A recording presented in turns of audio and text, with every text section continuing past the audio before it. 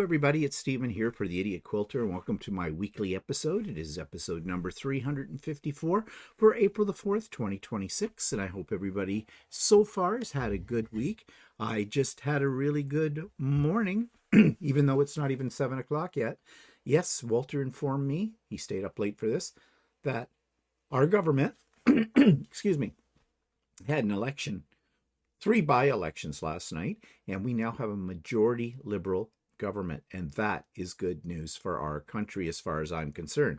I know it's not good news for the Conservative Party, but they're the shits. So yeah, so now our Prime Minister has the mandate to do stuff and get it done to protect our country and to diversify our portfolio and basically to get away from our support from getting away from our reliance upon the Americans and stand on our own 2 feet. So this is great news. Not everybody in Canada is going to share that great news, but obviously the majority of us do. Okay, enough about politics, because we don't talk politics here on the Idiot Quilter episodes. Excuse me. Quilter's cough. You know what I mean. Okay, let's take a look at what I've been working on this past week. You've seen this stuff before, but I'm going to talk a little bit more detail about them. This is the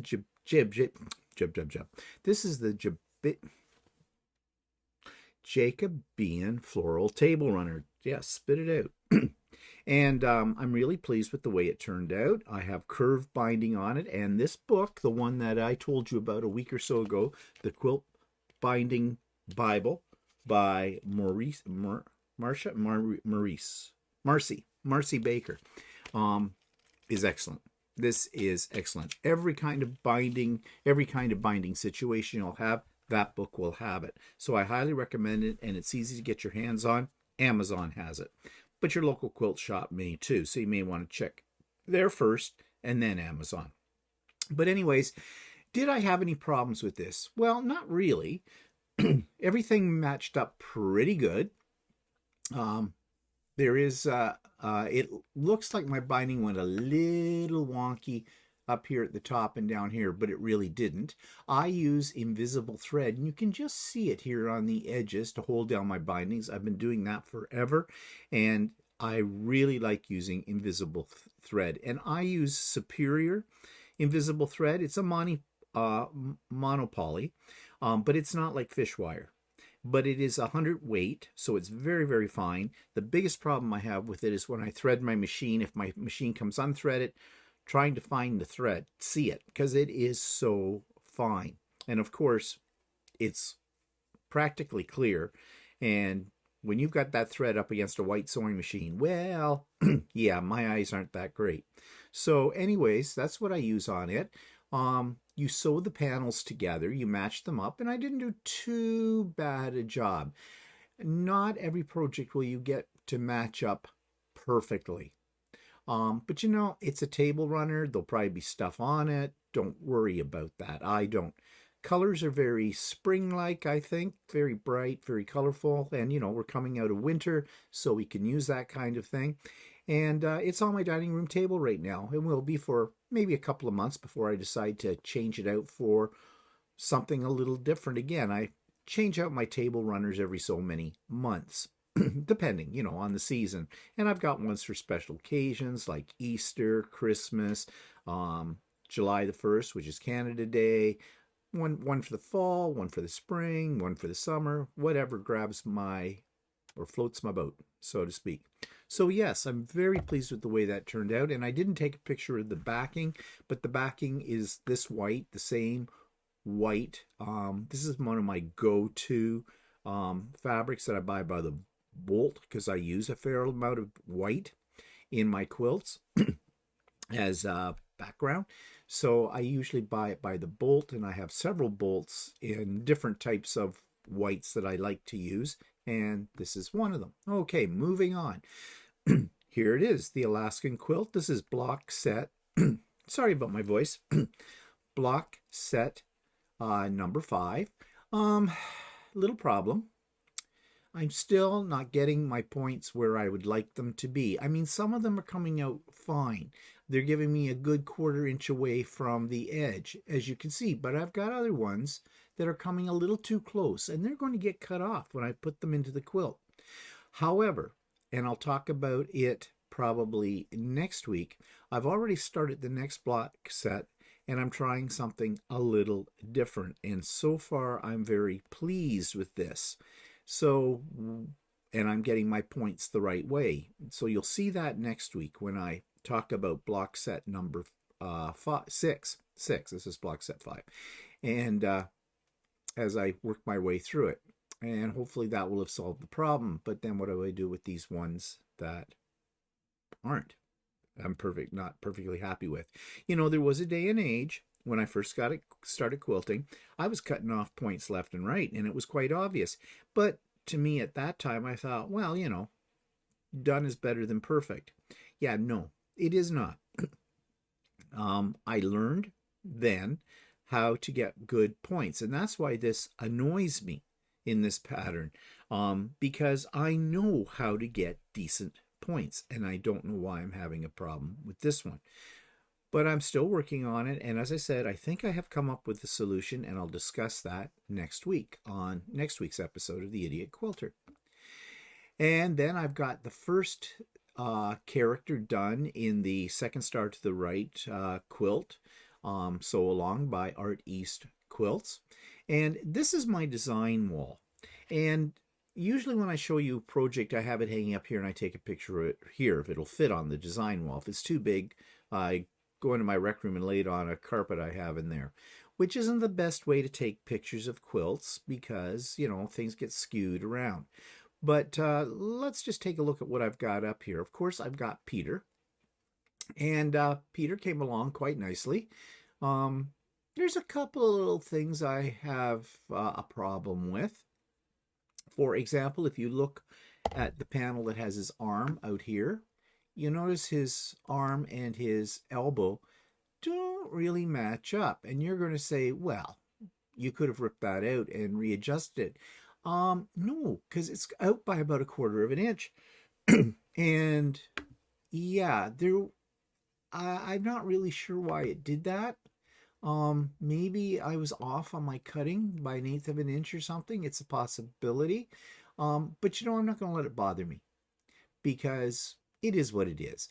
I mean, Peter, this is a caricature, a cartoon. So, you know, cartoon characters aren't perfect and it'll look fine. And when I get the other ones done, so I'm not going to sweat over that. I'm also not going to sweat over his feet. Now, I'm not the only one that had this problem because I was talking to somebody else that's doing this too, and their feet came out kind of the same way. So I guess it's supposed to be that way.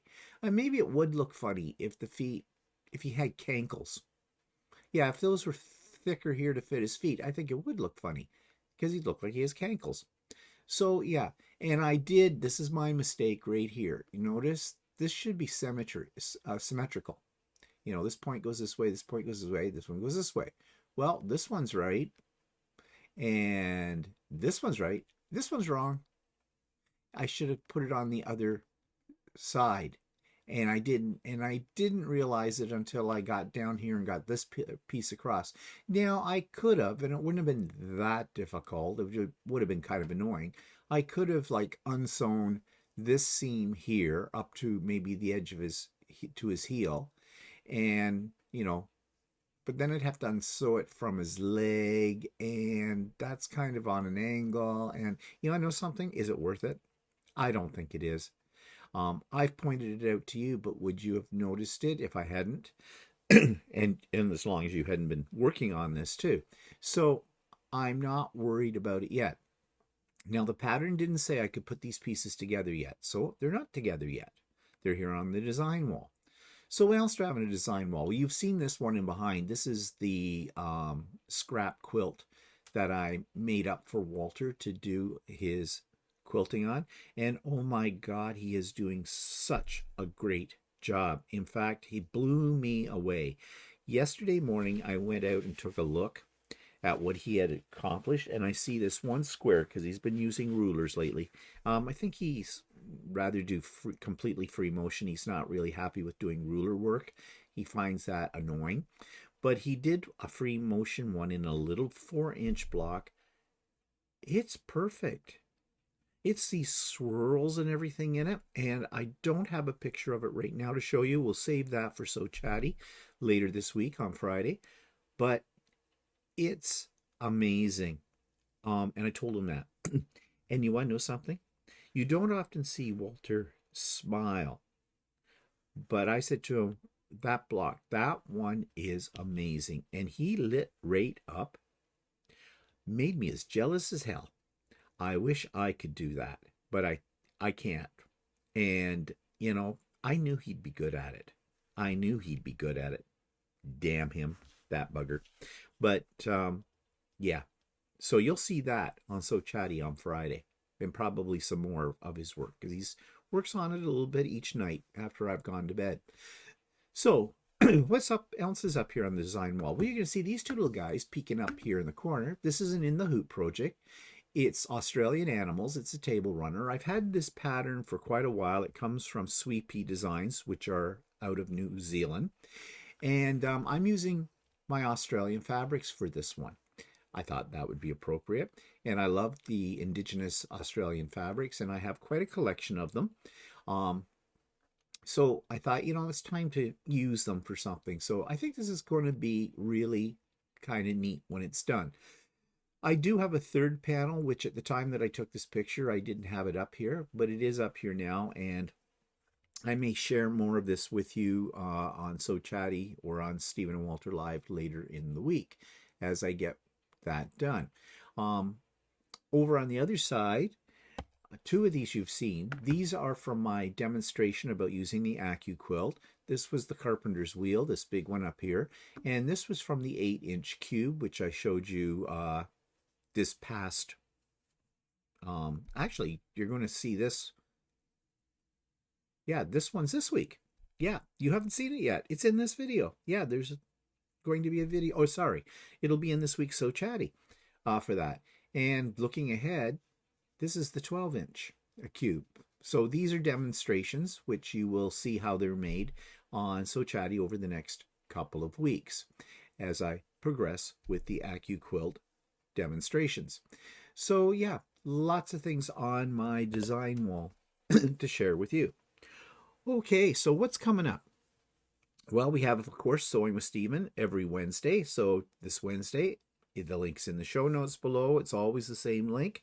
All are welcome. So you know the drill. I talk about it all the time.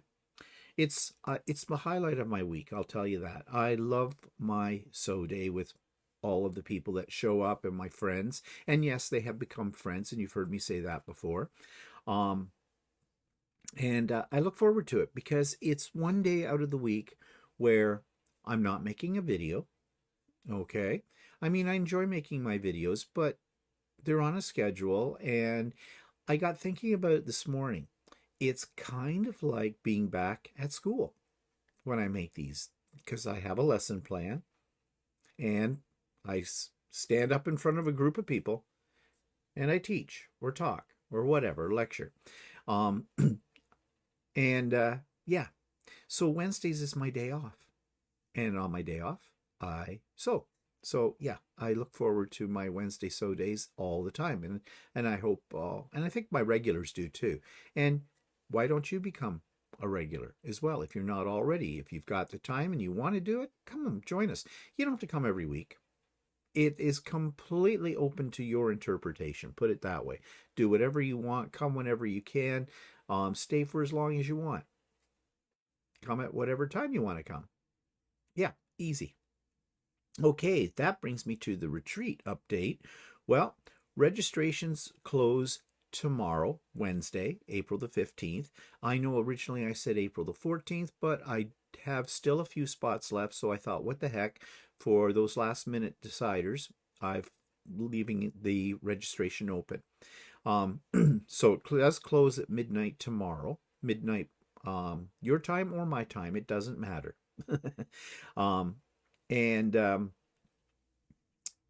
Yeah, so how many we got? I believe we're at 82. Pretty damn good, because I had 95 spots. So that leaves what? 13. Oh, come on. Someone's got to sign up for it so we break the unlucky or lucky 13 on that one. Yeah, so just to let you know, for those of you that have registered already, just a reminder that the only a couple of more days for getting in your picture for the show and share. All you need to do is send me one picture of a favorite creation. Do not write any explanation, because that's not going to go anywhere. And the only thing you need to write is your first and last name, and send that picture. Please attach it as a JPEG. And then I'll be happy to include it in the slideshow. And what has been coming in so far, I think about a little over 30 of you, so that's not even half, have submitted a picture. Come on, people, don't be shy. And it doesn't have to be a quilt. It could be a bag you've made. It could be a garment. It could be a stuffy or a puffy or whatever they call those stuffed animal things or whatever. It could even be, if you're into painting or paper crafting, it could be something like that. It's a creation. Okay, and so I am not confining it to just quilts, although the vast majority will be quilts, of course. But anything that shows your creative talent and you're proud of, send it to me, one picture, and I'll be happy to include it in the show and share slideshow for the retreat. What else? Tomorrow, Wednesday, all of you that are registered are going to get a special email. That email will have the agenda for the day, all the timings on what's happening when. So if you need to be away from your screen at some point during the retreat, that's fine. You'll know when the guest speakers are coming on and all of that kind of stuff. So if there's a particular guest speaker you really don't want to miss, then you can plan your time on screen accordingly. So you'll get that tomorrow. And in that email as well, you will have 2 Zoom links. And this is very, very important, because I will not be publishing the Zoom links anywhere else. They will come in that email. And one, of course, is for the retreat itself on Saturday. And the other link, which is different, is for the Friday night icebreaker cocktail party.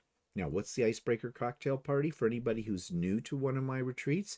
That's where, if you want, it's strictly optional. You don't have to come if you don't want to come or can't come. We get together for a couple of hours starting at 7 o'clock Eastern time, and we meet everybody or whoever is there. And the idea is we meet each other. If you have something you'd like to show us, you'll have an opportunity to do so. We'll find out what your name is and where you're from. And we just have a pleasant conversation while we have drinks. And, we'll be having charcuterie. Yes, because we do. That's how we roll. And, bring a snack, bring a drink, alcoholic, non-alcoholic, whatever floats your boat. And we're going to have about 2 hours of getting to know each other, and we'll play some games, maybe watch some funny videos, that kind of thing on there. So it's very relaxed, just to get you in the mood for the next day for the big retreat. By the way, I've had people ask me if such and such, if somebody that's in their household, like a spouse or a child or something like that, can join in on the cocktail party, and by all means, yes, they may do so. Your little furry creatures can come on too. I always love to see your dogs or your cats. Love the little creatures. So yeah. Now, some people have said, well, if I can't come to the retreat, but can I come to that? No. This is for retreat people only. Sorry. Okay. So the next day for the retreat, I will have the virtual doors for the retreat open at 7:30 a.m. Eastern Time, but you don't have to be there at 7:30. As I said, your spot is reserved. If you're registered for this, your spot is reserved. So do with that spot what you will. It's, it's not really come and go because, there's a lot of things going on, so you don't want to miss all those things, but that's totally up to you. The official opening official welcome, let's call it that, is at 9 a.m. But I will have things, I'll be set up here in Retreat Central. Yep, the Idiot Quilter headquarters, and to let you in at whatever time after 7:30. So yeah, so it's going to be fun. Lots of fun. It always is. And don't forget, we have prizes. Yep. And there's going to be a special little electronic swag bag for you as well. And I'll tell you all about that during the retreat. Yeah. Okay, I think that's all I need to tell you about the retreat. If you do have questions, send me an email. I'll be happy to answer your questions. Okay, so, I was going to I told you that I had, and I don't think I do now. Yeah, I was going to show you some of Walter's FMQ, but I'm going to save that for So Chatty because there'll be more of it. And I'm just keeping you in suspense on this, in my eyes, perfect piece of free motion quilting that he has done. Okay, let's move on to subscribers' comments from last week's videos. I've got 3 here to mention to you. I do read all your comments. I do try to comment on all your comments as well. So keep them coming in for any of my videos. I enjoy reading them, and I find them very helpful too, because many of you have some great ideas and advice that, well, I learn from you. So Debbie writes, great episode this week. Love the over-the-door quilt ladder. That's the one that I made with my 3D printer and some curtain rods. I showed that last week. Genius. Oh, that Alaskan quilt would give me nightmares for sure. Love your honesty. Saves a lot of us from thinking, oh yes, I can do that. Nope, I think I'll wait a few more years while gaining experience before I attempt something like that. Well, yeah, I am honest about things. I make mistakes. And you know, that's why I started this channel, The Idiot Quilter. I wanted to show you realism. I want to show you what's real about quilting, especially for people who are first starting out, because, you know, there's too many videos out there where they bing, bing, bing, bing, and it's perfect. And they never mention they've ever made a mistake. And that's bull roar. Everybody makes mistakes. And it's not bad to make a mistake because, yes, you learn from a mistake. But on top of it all, I show you how to overcome the mistake as well. So yeah, but she says, saves a lot of us from thinking, oh yes, I can do that. Nope, that's not my intent. I don't want to scare you away. Like, I know I've been calling the Alaska quilt the quilt from hell, but I'm persevering with it. Sorry about the runny nose. And anything can be accomplished. I'm an impatient person. When I'm working on something, I want to get to it, get it done, and I hate it when I have a problem. But I have learned, and I learned this through my quilting journey, that if something's worth doing, it's worth doing right, and just slow down, take your time, don't get discouraged. You will figure out how to overcome your mistakes. So, you know, I don't want to ever discourage anybody from trying a project at any level. Just beware that, you know, you have to know yourself, what you can do, but you need to also challenge yourself. Because if you do the same old thing over and over again, it's going to get boring. And that's what I like about quilting. There's always a challenge to do. It keeps my mind going. And you've heard me say this before too. As we grow older, our brains, if we don't use them, will atrophy, shrink down. And that leads to all kinds of very serious health problems like dementia, Alzheimer's, those kind of things. I'm not saying that challenging your brain is a cure for those, because I am not a doctor and I don't play one here on YouTube. But I do believe that if you keep it going, it's like any other muscle in your body. If it's not exercised regularly, it will just dry up and drop off. So, yeah. Well, this is Deborah now. Today's the day of the Debras and Debbies. Deborah, she says, enjoyed this video. I have also tackled an Alaska style quilt project by Edita Setar. My experience is much like yours, definitely challenging. Yes, and part of the challenge with this particular designer is the way she writes her patterns.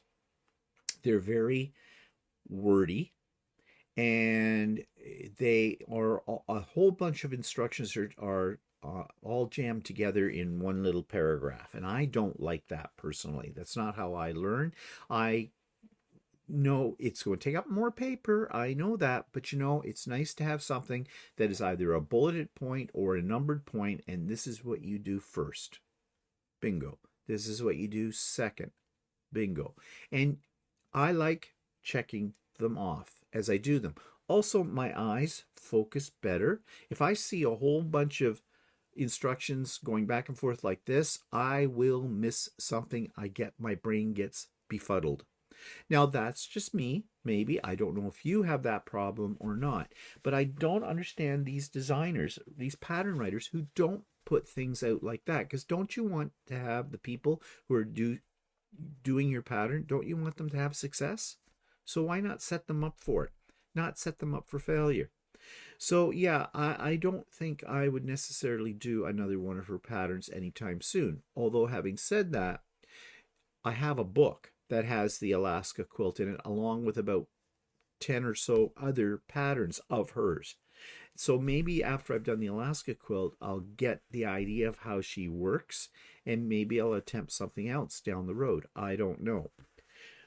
And Lucy wrote, I found a good tutorial on YouTube for the Alaska ruler. 2 ladies in black t-shirts, shabby fabrics. Well, Lucy, I went looking for that video and I found it. And thank you for bringing it to my attention, because I learned a lot watching them, especially about sewing the angled pieces together. That was a very good video. I've actually saved that video in my little file of ones that I want to keep as a resource. So yes, and this is what I meant when I said that I love your comments and I love reading them, because I learn something all the time. And here's a fine example of that Lucy found this video and was kind enough to send it on to me. So thank you. Okay, so it takes me to reviews and demos. So Chatty last week. I showed you how to use the 8-inch cube system. Yeah, okay. I'm jumping all over the place because I do my videos in advance. Sometimes I lose track of where they are. So I told you that one that's up on the design wall. This one down here. That was last week. This week, it's this one. The 12-inch, how you should use the 12-inch cube system. So stay tuned for that. Now, just as a side note, when I started making the video for doing one of the blocks in the 12-inch cube system, I got working on one that had Y seams. I didn't realize it had Y seams. I hate Y seams. I've done them, but I haven't done Y seam in a long time. So I decided to check out a few videos, because the instructions from Accuquilt, they said, oh yeah, follow the instructions for the Y seam. There weren't any. Yeah. So I went looking and I watched several different videos, and oh my God, there are several different methods for ways to do Y seams, and none of them were very good videos. But I finally found one that made sense to my brain. So I might attempt that in the future now that I have that video. I saved that in my vault of videos as resources. And, because it annoys me that I was having trouble with that kind of thing. And, there are lots of quilts out there that use Y seams. A lot of quilt designers, however, know that people will stay away from a pattern if they see a Y seam in it. So they develop their designs in such a way that you don't have to do Y seams. And I say, yes, good. 2 things, in my opinion, as pattern designers, and I'm a pattern designer as well, so I know of that of which I speak. 2 things to avoid if you don't want to turn off the vast majority of the people who might want to make your quilt. 1, no Y seams, okay? And 2, no 1/8 or 1/16 of an inch. Make everything at least a 1/4 inch and parts thereof. If that means you're making half square triangles or something like that, and you have to make the pieces oversized, then trim them down, that is okay. I think many quilters appreciate having something, because seeing 1/8 of an inch on a ruler, depending on the ruler, they're difficult to spot and to line up yeah, we can cut 1/8 of an inch, but it's annoying as hell trying to get everything lined up. So, 1/4 inch we can handle. We're used to that. So those are the two things I avoid when I write a pattern or when I'm doing a pattern, are 1/8 of an inch and Y seams. Okay, so that takes me to subscribers' creation of the week, and this beautiful creation comes from Nicole Simpson. This week's creation comes from Nicole Simpson, and Nicole sends us this beautiful picture of this beautiful kid's jacket. And she says, I have attached a photo of a little quilted jacket I created for my great niece using the bag panel. I certainly didn't need another bag, laugh out loud. I give you permission to share it with your audience if you choose to do so. Well, yes, I do choose to do so because I think this is a fantastic creation. And I've talked many times about trying my hand at making a quilted jacket. Well, this is the kind of thing I was thinking about. I love the patchwork that's in this, and she says that originally it was meant to be a bag, but yeah, we have lots of bags, so why not make a jacket? And I'm sure her little niece will look really cute in this, and you've done some very nice sewing in this. It's definitely a nicely tailored jacket. So thank you, Nicole, for sharing this with us. It's absolutely gorgeous. And I'm getting very, very low. I think I only have 1 or 2 more weeks of creations from you to show. I need some. So please go into your pictures archive, find something you really like, and send the picture to me with a little blurb, 50 words or less about it, and I would be happy to present it here on an episode, because as I said, I'm starting to run out of my stockpile of them. I need to rejuvenate it, so please send those in to me, to my email. Okay, short tip of the week from YouTube. This is called Straight Line Quilting tip from Chris English. Now, you may not be aware of who Chris English is, and I wasn't either until about a year ago. And Kate of the Last Homely House, and I think most people know who Kate is, and I've had Kate on one of my retreats before a few years ago, and I interviewed her as well. She absolutely loves this particular scrap quilt quilting artist. His name is Chris English, and he makes his quilts out of all kinds of things, and they are art quilts, but they're made with scraps. They're wonderful. And she posted a short about using one of his ideas for quilting a quilt, and it's very simple, and it is hand quilting, and it's called Straight Line Quilting. I think it's hand quilting. It might not be hand quilting, it may be machine, but either way, it's very effective, very simple, and great looking style of quilting. So I talk more about this video here. This week's YouTube tip comes from someone that everybody knows very well, and that's Kate from the Last Homely House. And Kate has a particular quilt designer, pattern writer that she really likes, and she has shown on some of her videos before, by the name of Chris English. And Chris English puts together scrap quilts that are fantastic. But he has a method of quilting it on your domestic machine that anybody can handle, and the end result is very, very nice, and it's called Straight Line Quilting. And Kate in this particular short video shows you quickly how you can do this on your domestic machine. So if you want to get some simple quilting done on placemats, a quilt, whatever, a wall hanging, then this video is worth checking out. So that's called the short Straight Line Quilting tip from Chris English, presented by Kate of the Last Homely House. Links in the show notes.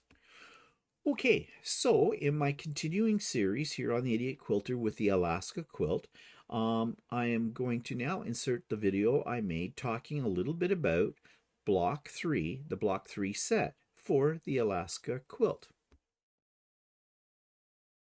So I have finished block number 3 of the Alaskan quilt. And this one, believe it or not, out of the 3 blocks I now have done, this one went together the easiest. I don't know if it's because I'm getting used to how that ruler works for cutting the pieces, or the fact that there's only really 2 pieces. There's this triangle, even though it's in different colors, but it's the same thing. And then the little points that go on the end of it. So it was pretty easy to put together. Now, these have come out very accurate. They're 9.5 inches square, which is exactly what I wanted. I had very little that I needed to shave off the edges of it. Mainly did that to get rid of the dog ears. And I've pressed all my seams open, as you can see here on this piece, which is what she suggests in the design for this. And as much as I hate taking the time to do that, I think it does, in the case of this particular quilt, or these blocks in this quilt, does keep them at the right size. Now, you do have to be careful when you're sewing these that you do not stretch anything. And I do, after I'm finished the block and before I basically straighten it up, I give it a good spurt of acorn pressing, precision pressing solution. And then I press that. I do not use steam. Steam will shrink the fabric. So don't use steam. I learned that the hard way many projects ago. So I don't use steam anymore. And yeah, everything has come out good. So I am very pleased. And this is rejuvenating my faith in this whole kit I'm putting together. Now that means next we go to block 4. I haven't really looked too far ahead onto that to see how many pieces I have to cut and how complicated it's going to be. I will have to make 4 blocks in block 4 as well, because all of these you make 4 times over, except for the very last one, block number 13. You only make one of those, lucky 13. That's probably the center block. But anyways, I carry on with this project, and I'll keep you updated on my journey through the Alaskan quilt, or as I refer to it, my journey through hell. So that brings me pretty much to the end of this episode of the Idiot Quilter. Just a few reminders. What those of you that have signed up for the retreat, watch your email box tomorrow for the agenda and the links for everything that's happening with the retreat and the icebreaker cocktail party on Friday. The retreat's on Saturday. And yeah, what else can I remind you of? Yeah, send in those pictures of your quilts. For those of you that are signed up for the retreat, if you haven't done it yet, send me a picture of something you'd like in the show and share. And for everybody else, if you've got something you'd like me to feature on an episode of the Idiot Quilter, please send that in to me as well, and I'll be happy to do so with 50 words or less about it. And that would be great. Be sure to like and subscribe to my channel. It really does get what I'm doing out there for other people. Every week I get a few new people, and I have heard this over and over again. I just found you. I didn't know you exist. Well, I've been around for quite a while, but yeah. So it does help if you like my videos or write comments, that kind of thing. And subscribing would be really nice, because I've looked at the stats, and I have over I get on average about 500, 600, 700, 800 views on each video each week, and yet only about maybe 40% of those of you that are viewing them are subscribed to the channel. So yeah, subscribing costs nothing. So why not? What the heck? Okay, I hope you have a great week. I'm looking forward to seeing many of you at the retreat on the weekend as well. Maybe some newbies will be coming in for sewing with me tomorrow, Wednesday. And stay tuned for Sew Chatty on Friday. And of course, Stephen and Walter Live on Sunday afternoon. Yeah, it's a full week. Hope you have a good one. See you later. Bye for now. Hi, I'm just going to interrupt my program for just 1 second to remind you to like the video, to subscribe to the channel, and hit the bell for future notifications. That's all I ask of you. Show me a little love. Thanks.